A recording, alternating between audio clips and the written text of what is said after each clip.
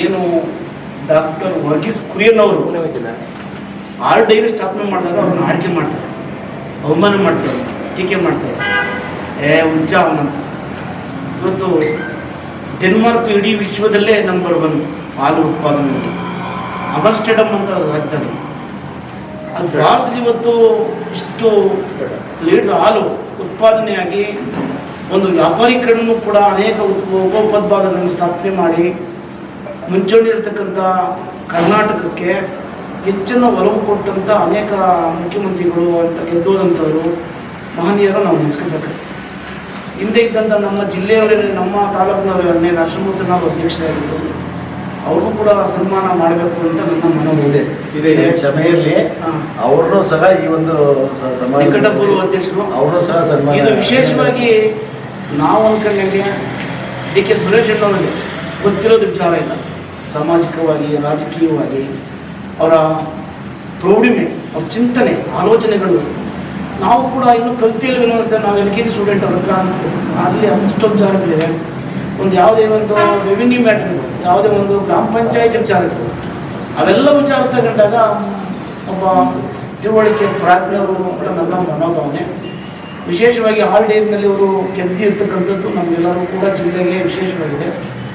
ಮುಖ್ಯವಾಗಿ ಅವ್ರ ಸಹೋದರರು ಉಪಮುಖ್ಯಮಂತ್ರಿಯವರು, ನಮ್ಮ ಜಿಲ್ಲೆಯವರೇ ಡಿ.ಕೆ. ಶಿವಕುಮಾರ್ ಸಾಹೇಬರವರ ಸಹೋದರರು. ಇದರಿಂದ ಈ ಜಿಲ್ಲೆಗೆ ಈಗಾಗಲೇ ಹಾಲು ಡೈರಿ ಬೋರ್ಡನ್ನು ಮಾಡ್ತಕ್ಕಂಥ ಘಟಕವನ್ನು ಕೂಡ ನಮ್ಮ ಜಿಲ್ಲೆಯಲ್ಲಿ ಸ್ಥಾಪನೆ ಆಗಿದೆ. ಅದು ಒಳ ಹಾಲು ಹೆಚ್ಚಿನದಾಗಿ ಬೋರ್ಡ್ ಮಾಡಿದಾಗ ಅನೇಕ ರೀತಿಯ ಉತ್ಪಾದನೆ ಆಗ್ತಕ್ಕಂಥದ್ದು, ಆರ್ಥಿಕವಾಗಿ ರೈತರಿಗೆ ಬರ್ತಕ್ಕಂಥ ಲಾಭವನ್ನು ಕೊಡ್ತಕ್ಕಂಥದ್ದು ಇದೆ. ಈಗ ನಮ್ಮ ಸುರೇಶ್ ಅಣ್ಣವರು ಮತ್ತು ರಾಜಣ್ಣವರು ಅನೇಕ ಜನ ನಮ್ಮಲ್ಲಿ ಪಕ್ಷದಲ್ಲಿ ಗೆದ್ದಿದ್ದಾರೆ, ಪಕ್ಷಾತೀತರು ಗೆದ್ದಿದ್ದಾರೆ. ಹೆಚ್ಚಿನದಾಗಿ ಸರ್ಕಾರದಿಂದ ಸುರೇಶ್ ಅಣ್ಣವರ ಸಹಕಾರ ನಮ್ಮ ಜಿಲ್ಲೆಗೆ, ವಿಶೇಷವಾಗಿ ಮಾಗಡಿ ನಂಜುಂಡಪ್ಪ ಆಯೋಗದ ವರದಿ ಪ್ರಕಾರ ಅತ್ಯಂತ ಹಿಂದುಳಿದ ಬಿಲೋ ಪಾವರ್ಟಿ ಲೈನ್ ಅಂತ ಹೇಳ್ತೀವಿ, ಅದು ಹಿಂದುಳಿದ ತಲುಪಟ್ಟಿದೆ. ಈ ಅಭಿವೃದ್ಧಿ ಹೋಗಬೇಕಾದ್ರೆ ಸುರೇಶ್ ಅಣ್ಣವರ ಸಹಕಾರ ಹೆಚ್ಚಿನದಾಗಿ ಬೇಕಾಗ್ತದೆ. ನಾವೆಲ್ಲ ರೈತರ ಪರವಾಗಿರ್ತಕ್ಕಂಥ ಒಂದು ಸರ್ಕಾರ ಮತ್ತು ನಾವೆಲ್ಲರೂ ಹೋರಾಟಗಾರರು ಆಗಿದ್ದರಿಂದ ರೈತರಿಗೆ ಸಿಲ್ಕ್ ಹೊಂಟೋಗಿದೆ. ಈಗ ರೇಷ್ಮೆ ಇಲ್ಲ, ಹೆಚ್ಚಿನ ಒಲವು ಕಡಿಮೆ ಆಗ್ತಾಯಿದೆ. ಮಿಲ್ಕು 1 ಲೀಟ್ರು ಉತ್ಪಾದನೆ ಬೇಕಾದರೆ 5 ಲೀಟ್ರ್ ಖರ್ಚನ್ನು ಮಾಡಬೇಕಾಗ್ತದೆ. ಅಂದರೆ 15 ದಿವಸದ ಹಾಲು, 1 ತಿಂಗಳಲ್ಲಿ 15 ದಿವಸ ಹಾಲು ದನಗಳಿಗೆ 15 ದಿವಸ ಖರ್ಚು ಬರ್ತದೆ. ಮಕ್ಕಳು ಮರಿ ಓದಲಿಕ್ಕೆ, ಬದುಕಲಿಕ್ಕೆ, ಜೀವನ ಮಾಡ್ಕೊಳ್ಳಿಕ್ಕೆ, ಕೆಲವು ಬಡ್ಡಿ ಭಾಷೆಗೆ ಸಂಘ ಸಂಸ್ಥೆಯಲ್ಲಿ ತಗೊಂಡಿರ್ತಾರೆ.